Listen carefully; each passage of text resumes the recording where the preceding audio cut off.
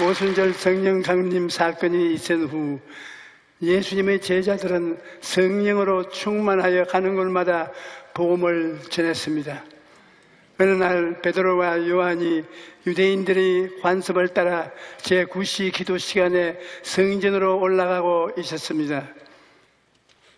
어떤 사람이 성전 미문에 앉아서 구걸을 하고 있었는데 이 사람은 태어날 때부터 그럴 수 없는 사람이었습니다. 그는 먹고 살기 위해서 어쩔 수 없이 구걸을 해야 했습니다. 매일 아침 다른 사람이 업어서 성전 미문에 데려다 주면 하루 종일 길가에 앉아서 오고 가는 사람들에게 도와달라고 손을 내밀어야 했던 것입니다. 그런데 베드로와 요한이 그 사람 앞을 지나갈 때 갑자기 베드로의 마음속에 이 사람이 오늘 일어나서 그럴 수 있다라는 확신이 용솟음을 쳤습니다. 성령께서 베드로에게 지식의 말씀의 은사를 주셔서 그 사람이 일어나 걷게 될 것을 알게 하셨던 것입니다. 그래서 베드로는 안전뱅이에게 우리를 보라고 말했습니다. 그러자 안전뱅이가 베드로를 쳐다보았습니다. 이 사람이 도대체 얼마나 많은 돈을 주려고 쳐다보라고 하나, 그런 생각을 하면서 기대감에 잔뜩 부풀어올라 두 손을 내밀었습니다. 그런데 베드로가 말합니다. 은과 금은 내게 없다. 잔뜩 기대하고 있다가 돈이 없다는 말을 듣자 마음속에 실망이 꽉 들어찼습니다. 은과 금은 없는 사람이 왜 자기에게 우리를 보라고 하는지 이해할 수가 없었습니다. 그때 베드로가 단호하게 명령을 합니다. 내게 있는 것을 내게 주노니 나사렛 예수 그리스도의 이름으로 일어나 걸으라. 그리고는 어리벙벙하게 앉아있는 그 사람의 손을 잡아고 일으켰습니다. 그 순간 놀라운 일이 일어났습니다. 성령의 능력이 그에게 임하자 갑자기 무릎이 펴지고 다리에 생기가 돌았습니다. 그는 벌떡 일어나서 구부리고 뭐고 다 집어치우고 걷기도 하고 뛰기도 하면서 하나님을 찬양했습니다. 이 사람은 일시적이고 현실적인 문제를 해결한 것이 목표였는데 성령의 능력으로 근원적인 문제를 해결받은 것입니다. 만약 베드로가 그에게 동전 몇 푼만 주고 그냥 지나가 버렸다면 그날 끼니는 해결했을지 몰라도 걷지 못한다는 근원적인 문제는 해결하지 못하고 평생 길가에 앉아서 구걸하면서 살다가 인생을 마쳤을 것입니다. 여러분, 예수께서 우리에게 오신 것은 일시적이고 현실적인 인생의 문제보다도 영원하고 근원적인 문제를 해결하기 위해 오신 것입니다. 근원적인 문제가 해결되면 현실적인 문제는 자연히 해결되는 것입니다. 나는 이 성경을 읽을 때마다 가슴이 찌릿해지는 것을 느낍니다. 베드로가 은과 금은 내게 없거니와 내게 있는 이것을 내게 준다고 말하는데 베드로는 자기가 가진 것이 무엇인지를 확실히 알았던 것입니다. 안타깝게도 오늘날 많은 교회와 성도들이 은과 금을 가지고 있는데 예수님의 능력을 사용하지 못한다는 것을 보게 됩니다. 그 이유는 자기가 무엇을 가지고 있는지 모르고 있기 때문입니다. 베드로가 내게 있는 것이 무엇인지 분명히 알고 있다면 인생의 어리석음을 만날 때 좌절하거나 절망하지 않을 것입니다. 오늘 나는 여러분에게 묻고 싶습니다. 여러분 무엇을 가지고 있습니까? 내게 있는 것이 있으니 내게 있는 것을 내게 주겠다. 적어도 우리 교회 성도님들은 베드로처럼 자신 있게 말할 수 있어야 될 것입니다. 그래서 오늘 우리는 나에게는 과연 무엇이 있는가 알아보고자 하는 것입니다. 첫째로 내게 있는 것은 예수님의 이름입니다. 예수님의 이름은 예수님 자신이기 때문에 예수 이름에 권세와 능력이 있는 것입니다. 예수님께서는 자기의 이름을 우리에게 주셨습니다. 우리는 예수님의 이름으로 귀신도 쫓아내고 예수님의 이름으로 병도 고칠 수 있습니다.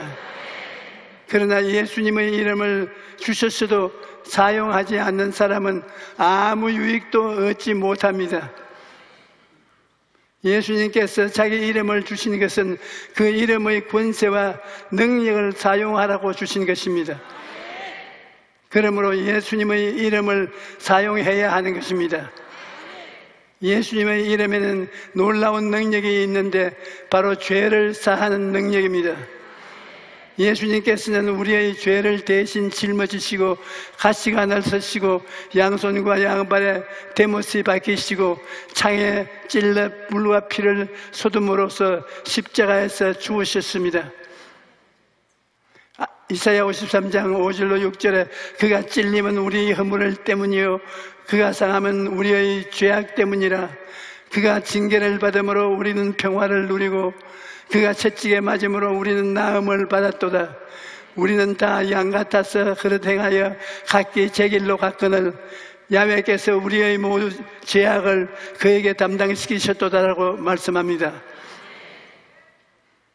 예수님께서 우리 죄를 대신 지고 십자가에서 죽으심으로 죄를 다 청산하셨기 때문입니다. 이제 누구든지 예수 이름을 부르는 자는 죄 사함을 받고 구원을 얻게 되는 것입니다. 우리 교회 성도들 중에 30년이 넘도록 이단 사슬에 매여 있다가 회개한 사람이 있었습니다. 그의 딸이 어머니를 위해 눈물로 기도하고 전도했으나 도무지 딸의 말을 듣지 않았습니다. 그런데 딱 한 번만 교회에 가달라는 부탁에 못 이겨 예배에 참석했다가 예수님의 이름과 그 보혈에 대한 설교를 듣고 그 자리에서 눈물을 펑펑 쏟으면서 예수님을 영접했던 것입니다. 예수님께서 십자가에서 우리 죄를 다 청산하셨기 때문에 우리는 버림을 받아야 마땅함에도 불구하고 한 번도 죄를 안 지은 사람처럼 용서를 받은 것입니다. 예수님의 이름에는 이처럼 놀라운 능력이 있습니다. 또 우리는 예수님의 이름으로 더러운 귀신을 쫓아낼 수가 있습니다. 예수님께서는 믿는 자들에게는 이런 표적이 따르리니 곧 그들이 내 이름으로 귀신을 쫓아내며 새 방언을 말하며 뱀을 집으며 올리며 무슨 독을 마실지라도 해를 받지 아니하며 병든 사람에게 손을 얹은 적 나으리라고 하시더라 약속하셨습니다. 우리 교회에 출석하는 어떤 부부의 간증을 들었었는데 남편이 술만 먹으면 부인을 때리는 것입니다. 참다 못한 부인이 마지막 방법으로 남편에게 철야 예배를 가자고 말했습니다. 그래서 두 사람이 철야 예배를 드렸는데 어떤 집사님이 남편에게 와서 당신 알코올 중독인데 술을 끊지 않으면 곧 죽습니다 라고 말하고 가버렸다는 것입니다. 그 말을 듣고 두려워진 남편이 아내와 기도문에 올라가 7일 금식 기도를 하고 있는데 그 남편이 아내에게 말하기를 내 옆에 검은 사람이 쫓아다니면서 술을 먹으라 하고 아내를 때리라고 한다는 것입니다. 그래서 두 사람이 힘을 합쳐 나사렛 예수 이름으로 귀신을 쫓았더니 귀신이 떠나가고 그날 이후로 술을 딱 끊고 착실한 성도가 되었습니다. 하나님의 기적은 오늘날에도 일어납니다. 오늘날 또 나사렛 예수의 이름으로 귀신을 쫓아낼 수 있는 것입니다.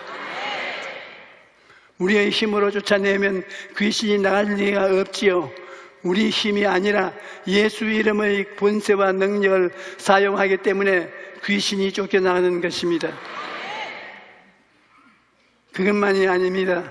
우리는 예수 이름으로 병을 치료할 수 있는 것입니다.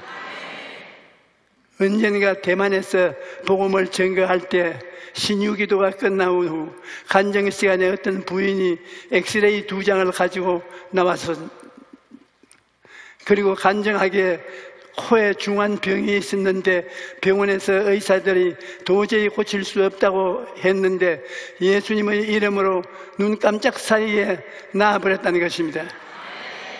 그래서 엑스레이를 가지고 나와서 사람들에게 간증하는 것을 보았습니다. 그런데 그분이 전문가인 의사가 마침 집회에 참석했다가 나를 붙잡고 하는 말이 당신 가짜가 아니죠, 진짜죠, 그러는 겁니다. 그리고 내가 쓴 4차원 영성을 손에 들고 이게 거짓말 아니고 참말이죠, 또 그렇게 묻습니다. 그래서 내가 거짓말 같으면 안 읽으면 되지 않겠느냐, 내가 뭐 할 일이 있어서 거짓말을 하고 되겠느냐, 그렇게 대답을 했습니다. 그런데 다음날 아침 식사를 하고 있는데 그 의사가 찾아와서 하는 말이 나는 이비인후과 전문이다. 의학적으로는 그 병은 그렇게 순간적으로 나올 수가 없는 병인데 순식간에 낫는 것을 보고 너무나 믿기지 않아서 진짜인가 자꾸 물어본 것이다, 그렇게 말했습니다.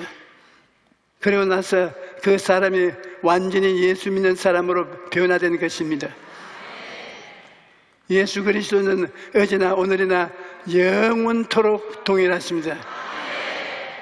예수님은 오늘도 육체의 병을 고쳐주시고 마음의 병을 고쳐주시고 생활의 병을 고쳐주시는 것입니다. 예수님은 오늘 이 시간에도 여러분의 병을 고치려 하시고 계신 것입니다. 하나님께서는 너는 내게 부르짖어라 내가 내게 응답하겠고 내가 알지 못하는 크고 은밀한 일을 내게 보이리라고 말씀하고 계시는데 대다수의 사람들이 약간 기도하다가 포기해버리고 맙니다. 그러나 예수 이름에 하나님의 치료의 능력이 있다는 것을 진짜로 알면 목숨을 걸고 하루도 좋고 한 달도 좋고 매달리는 것이 좋은 것입니다. 그럴 때 기적이 일어나는 것입니다. 귀신을 쫓아낼 때도 마찬가지입니다. 한두 번 쫓아내서는 귀신이 나가지 않습니다.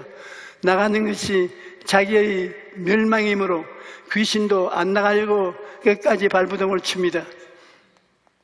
그러나 승리는 이미 우리의 것이므로 결정되어 있기 때문에 끝까지 기도해야 합니다. 또 우리는 예수의 이름의 능력으로 가난과 저주에서 해방될 수 있는 것입니다. 예수 믿고 난 다음에 천국만 가는 것이 아닙니다.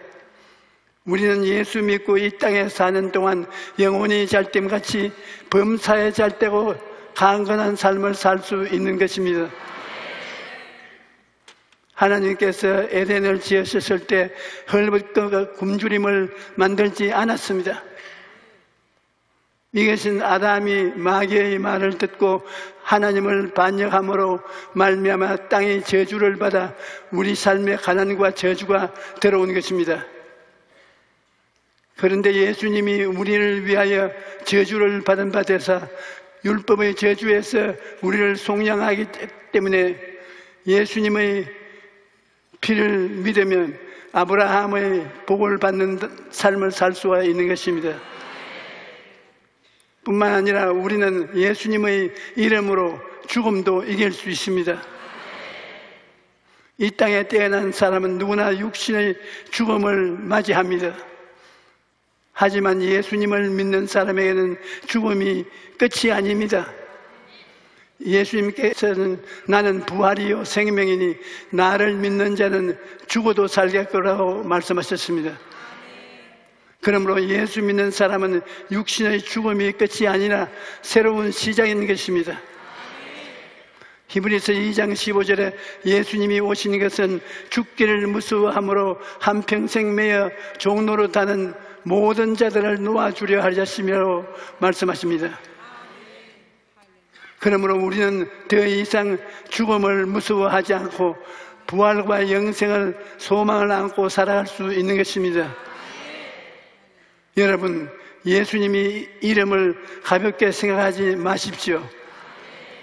예수님의 이름은 하나님 아들의 이름이요, 그 속에 십자가에서 몸짓고 피 흘린 모든 공로가 들어있으며 그 속에 오중복음과 삼중축복이 들어있는 것입니다.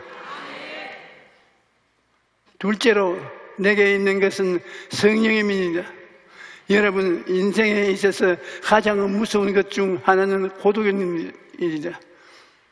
오늘날 많은 사람들이 먹고 사는 문제는 해결했을지 몰라도 고독이라는 문제를 해결하지 못해서 우울증에 걸리고 많은 고통을 당합니다. 가족이나 친구들이 함께 있어도 그들이 나를 이해하지 못한다면 고독한 것입니다. 그러나 예수님을 믿는 사람은 외롭지 않습니다. 예수님께서는 십자가에 달리시기 전 내가 아버지께 구하겠으니 그가 또 다른 보혜사를 너에게 주사 영원토록 너희와 함께 있게 하시니 그는 진리의 영이라 세상은 능히 그를 받지 못하나니 이는 그를 보지도 못하고 알지도 못함이니라. 그러나 너희는 그를 아나니 그는 너희와 함께 거하심이요 또 너희 속에 계시겠음이라고 약속하셨습니다. 그리고 죽으시고 부활하신 후 약속하신 대로 성령을 보내주신 것입니다. 성령님은 우리와 영원히 함께 하십니다. 우리를 홀로 두지 않는다는 것을 알아야 합니다. 이제 우리의 인생에는 나 혼자는 없습니다. 언제든지 성령께서 함께 하시는 것입니다. 여러분, 항상 이것을 생각하고 고백하십시오. 성령님이 나와 함께 계신다. 나는 혼자 인생을 살지 않는다. 성령님과 함께 인생을 산다. 그러므로 나는 할 수 있다. 여러분, 혼자 인생을 사는 것이 아니고 성령님이 함께 계시니 무엇이든 할 수 있습니다. 전도서 4장 12절에 한 사람이면 배하겠거니와 두 사람이면 맞설 수 있었나니 세 겹실은 쉽게 끊어지지 아니하느니라고 말씀합니다. 아무리 힘든 일도 여럿이 함께 하면 넉넉히 이겨내는 것입니다. 사람이 함께해도 이처럼 힘을 얻는데 하물며 성령님이 함께 하신다면 우리가 못할 것이 없는 것입니다. 셋째로 우리는 예수님의 이름으로 성령님의 능력을 의지하여 다른 사람들을 일으켜 세워줄 수 있습니다. 오늘날 우리 주변을 돌아보며 수많은 사람들이 절망이라는 길가에 주저앉아 있습니다. 성전 미문에 앉아있던 사람은 다리를 사용할 수 없었기 때문에 가고 싶은 곳에도 못 가고 하고 싶은 일도 못하고 오도 가도 못하고 앉아 있어야 했습니다. 그러나 다리를 쓰지 못하는 사람만이 안진뱅이가 아닙니다. 오늘 수많은 사람들이 죄의 사슬에 매여서 불의와 더러움에 매여져서 질병에 매여져서 가난에 매여져서 죽음에 매여져서 오도 가도 못하고 절망의 자리에 주저앉아 하루하루를 살아가고 있는 것입니다.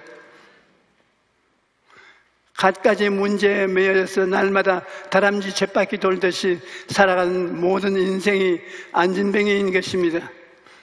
안진뱅이는 혼자 움직일 수 없는 사람입니다. 그러므로 혼자 살아갈 수 없습니다. 누군가의 도움이 필요한 것입니다. 안진뱅이로 살아가던 우리가 예수님의 이름으로 일어나 걷고 뛰게 되었으니 이제는 우리가 다른 이들을 향하여 손을 내밀어야 합니다. 우리에게 은과 금은 없습니다. 하지만 우리에게는 예수님의 이름이 있는 것입니다. 그러므로 절망으로 주저앉은 사람들에게 다가가 은과 금은 내게 없거니와 내게 있는 것으로 내게 주노니 나사렛 예수 그리스도의 이름으로 일어나라 걸어라. 그렇게 복음을 선포하고 복음의 능력으로 그들을 일으켜 세워야 하는 것입니다. 구세군 창시자인 윌리엄스 부스에게 당신의 전도 비결은 무엇입니까? 라고 물었을 때 그는 이렇게 대답했습니다. 어느 날 런던의 빈민가를 보았을 때 가슴이 뜨거워지면서 눈물이 쏟아졌습니다. 그리고 내게 금과 은은 없었지만 나의 전부인 그리스도를 전하여 주리라고 생각하던 순간부터 전도의 능력이 나타났습니다. 그러므로 여러분, 은과 금은 내게 없거니와 내게 있는 이것을 내게 주노니 나사렛 예수 그리스도의 이름으로 일어나 걸으라고 말하는 것은 사랑의 외침인 것입니다. 나면서부터 안전병이었던 사람이 일어나 걷기를 바라는 베드로의 사랑의 외침이 그를 온전하게 회복시키려는 하나님의 사랑의 외침이었던 것입니다. 베드로와 요한은 하나님의 사랑의 통로로 쓰임을 받았던 것입니다. 우리도 죄와 더러움과 질병과 저주와 죽음 때문에 절망의 길에 앉아있던 사람들에게 하나님의 사랑의 통로가 되어야 합니다. 그들에게 복음을 전하고 예수 그리스도의 이름으로 그리스도의 손을 잡고 이렇게 교회에 데리고 와서 새로운 인생을 살도록 도와주어야 하는 것입니다. 그것이 하나님이 우리에게 원하시는 사랑의 삶입니다. 교회가 구제사역을 하는 것은 그들의 일시적이고 현실적인 문제를 해결해 주는 것으로서 참으로 귀한 사역입니다. 하지만 교회의 사명은 거기서 끝나는 것이 아닙니다. 그들이 예수님을 만나고 근원적이고 영원한 문제를 해결할 수 있도록 복음을 전파해야 하는 것입니다. 오늘날 이 땅을 살아가는 모든 인생에게 예수님이 필요합니다. 우리는 가는 곳마다 인생의 근원적이고 영원한 문제를 해결하시는 예수님을 전해야 합니다. 오늘 오신 여러분 모두가 예수님을 만나고 예수 이름으로 절망의 자리에서 일어나시기를 바랍니다. 뿐만 아니라 주변을 돌아보아 절망의 자리에 주저앉은 사람들을 예수 이름으로 일으켜 세우는 복된 삶을 살아가시기를 주님의 이름으로 간절히 축원합니다. 할렐루야.